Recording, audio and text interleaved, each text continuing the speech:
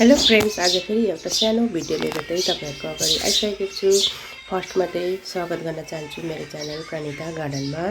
आजको चाहिँ अब यो एकदमै पपुलर बनिएको प्लान्ट, जसमा चाहिँ आजकल घर अफिस अनि दोकानहरुमा चाहिँ एकदमै यो प्लान्ट चाहिँ लगाउने गर्छ। अनि वास्तुको अनुसार चाहिँ यसलाई चाहिँ एकदमै सुख समृद्धिको प्लान्ट पनि भनिन्छ। त्यसैले गर्दाखेरि आजकल एकदमै यो पपुलर बन्दै आएको छ।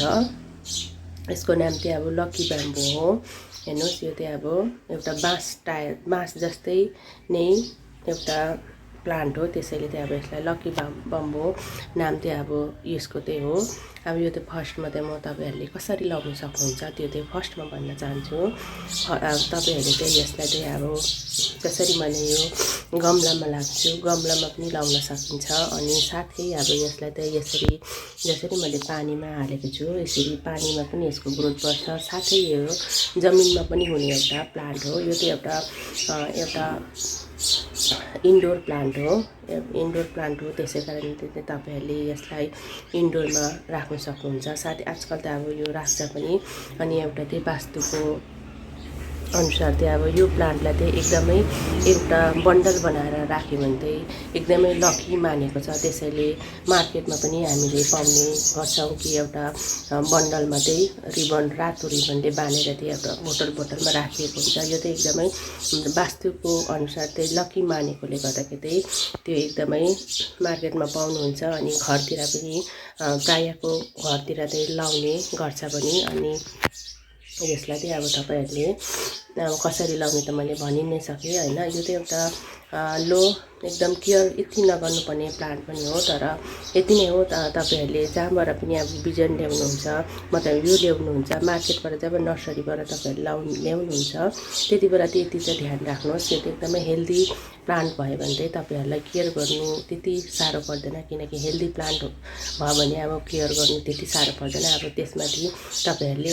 नराम्रो एकदम ल्यायो भने चाहिँ यसलाई अब केयर गर्नु साह्रो पर्छ। किनकि सुरुमा हामीहरूलाई पनि थाहा हुँदैन कुन प्लान्टलाई कसरी गर्नु। त्यसैले चाहिँ तपाईहरुले नर्सरीबाट ल्याउँदा चाहिँ एकदम हेल्दी प्लान्ट ल्याउनुहोस्, जसमा चाहिँ यस्तो यो लिफहरू चाहिँ एकदमै जसरी यो मेरो हरियो छ त्यस्तो होस्। अनि यसको जुन यो हाँगा हुन्छ, यो हाँगा चाहिँ अब एकदमै एकै कलरको होस्। एकदमै पहेँलो भएको छ भने चाहिँ त्यो चाहिँ अब एकदम हेल्दी प्लान्ट हैन। त्यही कारणले तपाईहरुले ल्याउँदा त्यो प्लान्ट मर्न पनि सकिन्छ। यो चाहिँ अब एकदमै ध्यान दिनु होला। अनि यसलाई चाहिँ अब जसमा चाहिँ अब यसको पत्ताहरू चाहिँ जुन यसमा पत्ताहरू हुन्छ त्यसमा चाहिँ अब यहाँ हेर्नुहोस्, यहाँ एउटा भएको छ। यसलाई चाहिँ अब तपाईहरुले यसलाई यति भाग काटिदिनुहोस्, नै त अब यसलाई यो यसरी छिलेर तलैसम्म यसलाई फ्यालिदिँदा पनि हुन्छ। यस्तो जुन सुक्खा पत्ताहरू चाहिँ एकदमै नराख्नुहोस्। साथै अब तपाईहरुले यसरी बोतलमा चाहिँ अब राख्नु भएको छ भने चाहिँ बोतलमा चाहिँ तपाईहरुले चाहिँ पानी चाहिँ अब 1-2 सप्ताहमा चाहिँ चेन्ज गरिरहनुहोस्। साथै अब तपाईको प्लान्टहरू घरमा एकदमै ग्रोथ रुकेको छ, बढेको छैन भने चाहिँ एउटा लिक्विड फर्टिलाइजर पनि पाइन्छ, त्यो पनि तपाईहरुले युज गर्न सक्नुहुन्छ। यसरी हेर्नुहोस्, यो चाहिँ मेरो अब बोतलमा छ। बोतलमा पनि एकदमै राम्रो हुन्छ। यो चाहिँ मेरो एक महिनै भएको छ, तर पनि यसको जड एकदमै राम्रो आएको छ। साथै अब यो चाहिँ मेरो एकदमै पुरानो प्लान्ट हो। हेर्नुहोस्, यसमा साथमा मैले यो कटन प्लान्ट पनि लगाएको थिएँ। यसको पनि अब हेर्नुहोस् यसरी जरा चाहिँ आएको छ। यसरी नै अब तपाईहरुले यो प्लान्टलाई लाउन सक्नुहुन्छ। यो त एकदम लकी प्लान्ट मानिएकोले गर्दा पनि हामीहरूले लाउँछौँ पनि। अनि लगाउने एकदमै मतलब लगाउने एउटा फेसन जस्तो पनि भएको छ।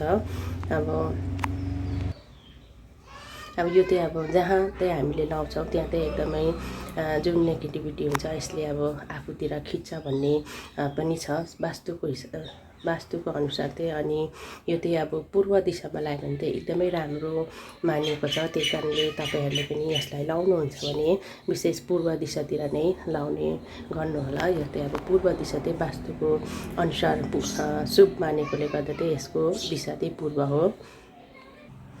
अब यो चाहिँ अब एयर प्युरिफाई भएकोले गर्दाखेरि चाहिँ तपाईहरुले बेडरुममा पनि राख्न सक्नुहुन्छ। अनि तपाईहरुले चाहिँ अब भित्र चाहिँ जुन प्लान्ट यसलाई चाहिँ लाउनुहुन्छ। यसलाई चाहिँ अब जहाँ चाहिँ अब खिड्कीबाट जुन अब विन्डो हुन्छ त्यसबाट चाहिँ एकदमै डाइरेक्ट घामको छाया घाम आउँछ भने चाहिँ यस्तो ठाउँमा चाहिँ नराख्नुहोस्।